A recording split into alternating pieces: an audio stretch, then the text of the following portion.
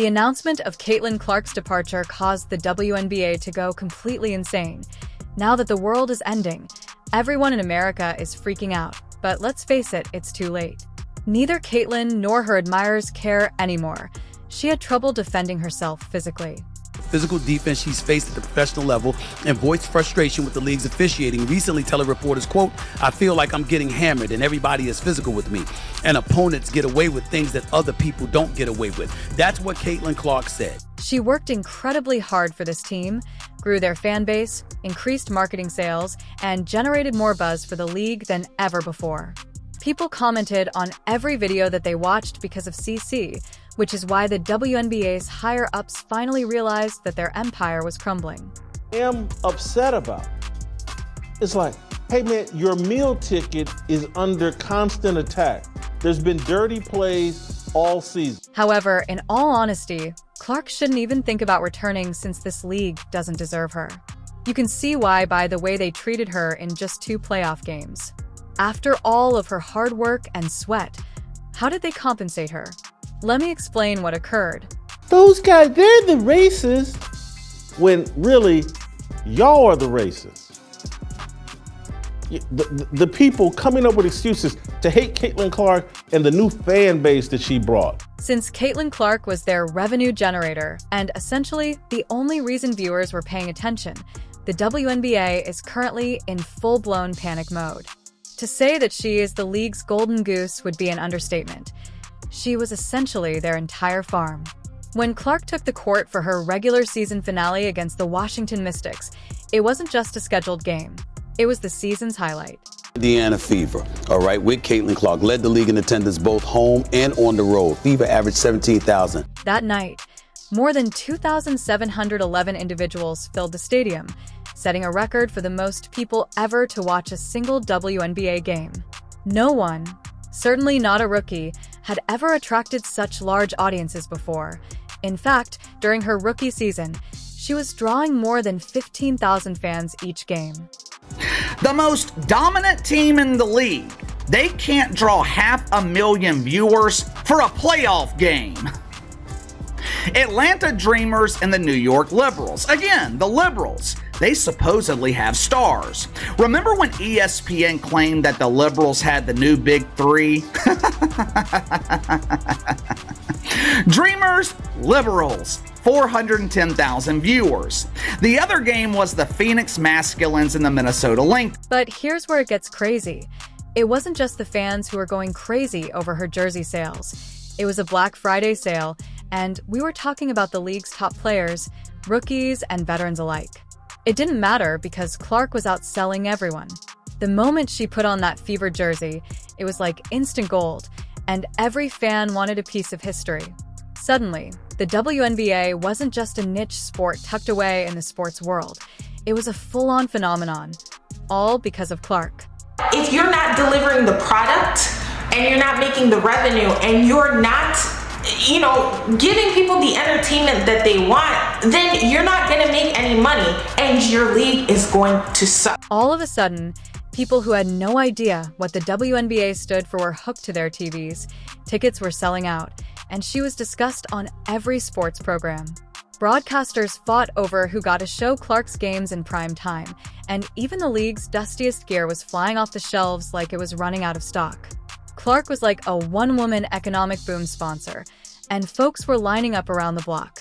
She's the golden goose. Since she was the driving force behind huge ticket sales and revenue spikes from day one, everyone had an opinion about Caitlin Clark, but things experienced an all-time low during those 2 playoff games that completely crossed the line.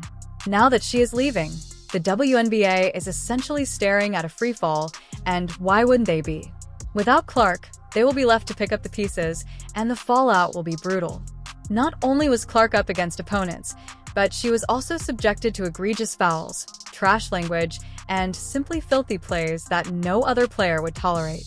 She's just not built for the physicality of this league. And she's not quick enough to get away from the physicality. And if you thought it was just a few small arguments, think again. These were coming from some of the loudest voices in the league. This wasn't your typical on-court drama. Rather, it was a full-fledged campaign to destroy her, and it got ugly quickly. First up was Alyssa Thomas, who essentially threw gasoline on the fire following the Indiana Fever's thrilling defeat to the Connecticut Sun. In her post-game interview on September 19, 2024, she went straight for the jugular, omitting any discussion of the game or even Clark's skill. This kid's on the wrong team. She's got the wrong skill set to handle the physicality of that league, and she's a rookie.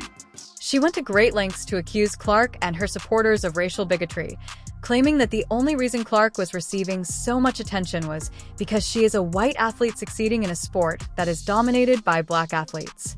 Needs to be on a better team. Thomas didn't hold back when he called the Clark hype nothing more than the product of her being, quote, a white face in a sport that has historically been founded on black excellence. Yes, she did say that, and it caused a great commotion. Honestly, it's been a lot of nonsense. I think in my 11-year career, I've never experienced the racial comments from the Indiana Fever fan base. We had her face on a serious matter that happened in this world, and it's unacceptable, honestly. And there's no place for it. And however, things took a nasty turn just one game later in the first round of the playoffs against the Connecticut Sun. If you thought it ended with trash language, you're mistaken. It went directly to something far worse. Clark was ablaze, dazzling the scoreboard by the third quarter with 26 points when Day, during a quick break in the fourth quarter, Carrington made the decision to practically take matters into her own hands. Carrington made her move after breathing down Clark's neck the entire game. And this woman swats at the basketball and somehow decides to turn her hand down and her fingernails and jab him right into the eye of Caitlin Clark. No foul call. No refs stopping the game to go look. Is this a flagrant? None of that. Just everybody moved on. Instead of going for the ball, she went for Clark's face and stabbed him in the eye with her finger. This wasn't a friendly poke. Rather, it was a violent blow that briefly blinded Clark in one eye.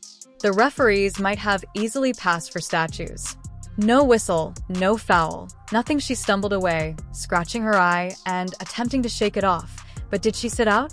Nope, she returned immediately, because that's what she does.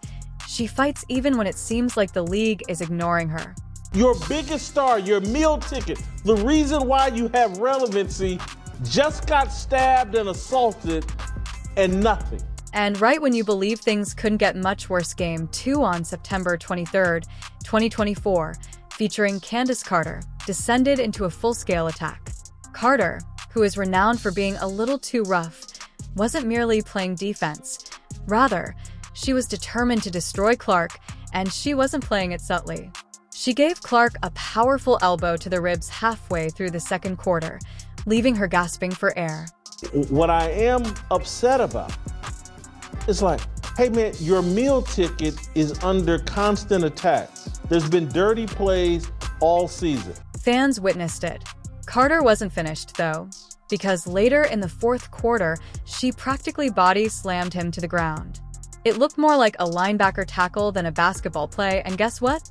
There was no foul, no call, just Clark getting up off the court with a look of frustration on her face. It seemed like Carter had been given a get-out-of-jail-free card for the entire game.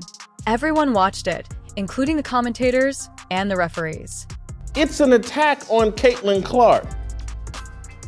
Caitlin Clark's the wrong face for this league because her fans are so racist.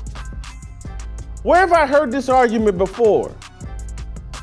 Oh, Donald Trump may be fine, but all the MAGA people, they're terrible. They're the deplorables. And as all of this was happening on the court, Clark was being verbally attacked by those who ought to have been discussing her incredible rookie campaign. The loudest of all of them was none other than Sheryl Swoopes, who spoke candidly about Clark's talent and her record-breaking season just a day after the playoffs ended. She's got 14,000 followers. And it's really easy to ignore, and most people don't know who she is in the sports world. The only reason why people even know who she is because of Caitlin Clark. And she still only got 14,000 followers on Twitter. She doesn't have much of a brand. No. She took the low road and called Clark the blonde, blue-eyed American that people allegedly liked, dismissing all of Clark's accomplishments. This effectively suggested that Clark's attractiveness not her talent, was the sole reason she was receiving so much attention. Because it's Caitlin Clark and she can't do that game. Even though Clark was outscoring and outplaying nearly every veteran in the league, Swoops turned it all into a race and image twist, turning her success into a stereotype that had nothing to do with her play. These weren't just petty remarks or cheap shots. They were intended to destroy Clark and make it appear as though she hadn't earned her spot in the league. The hits weren't just physical. They were personal, intended to take away any respect or legitimacy she had earned, and to give the impression that her ascent was due to favoritism or bias. I'm simply saying the issue is about marketing versus basketball. The merits of playing basketball compared to the merits of bringing marketing into the equation to influence potential decisions. Given Caitlin Clark's choice to leave the WNBA and go to. There were regular season games this season where Caitlin Clark drew more than 1.8 million viewers. However, I hope Kat Engelbert is ready for disappointment because there's a hell of a lot more of it on the way. When she dropped the bombshell on September 26, 2024, just 2 days after the Indiana Fever's postseason catastrophe, it wasn't just the league that was shocked. It was the entire basketball world. Hit Paul Clark didn't mince words when she stated that she needed a vacation from the constant mental strain she endured during her rookie season. Can you blame her for being singled out on the court, being beaten off it, and having no league protection? It wore her down, but it wasn't just the beatings she received from opponents. It was the WNBA's complete inability to support her. Clark felt abandoned in addition to being unprotected. Let's put this in its proper perspective. When I think about Caitlin Clark, the operative word that comes to my mind is gratitude. And let's not fool ourselves, her timing couldn't have been worse for the WNBA, which at last saw a spike in all forms of revenue from ticket sales and viewership. To give you an idea of how enormous she was during her debut season, Clark alone attracted over 500,000 fans. Yes, 500,000 people came simply to see her, something the league had never witnessed before.